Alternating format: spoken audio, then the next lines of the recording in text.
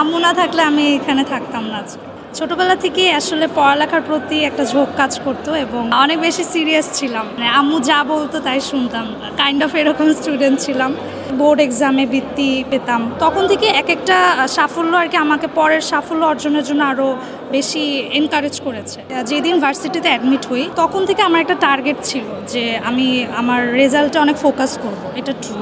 তো ওইভাবে করে আমি দেখা গেছে যে প্রত্যেকটা এক্সামে একটু ফোকাস থাকতাম। এমন না যে আমি সারাদিন পড়াশোনা করতাম, অনেকেই এটা বলে, মানে ভাবে, এটা আসলে ভুল।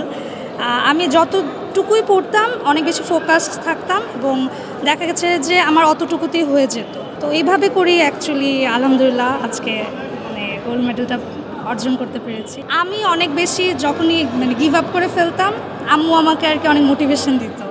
অনুভূতিটা অ্যাকচুয়ালি কান্ট এক্সপ্লেইন, মানে এটা আসলে ভাষায় প্রকাশ করার মতো না। একটু খারাপ লাগছে কারণ আমি চেয়েছিলাম এই দিনটা আমার কাছের মানুষ যারা তাদের সাথে মানে উদযাপন করতে, যেহেতু আজকে আমার নানু আপু, নানা ভাই, দাদা ভাই কেউ নাই, ওই দিক থেকে একটু খারাপ লাগছে।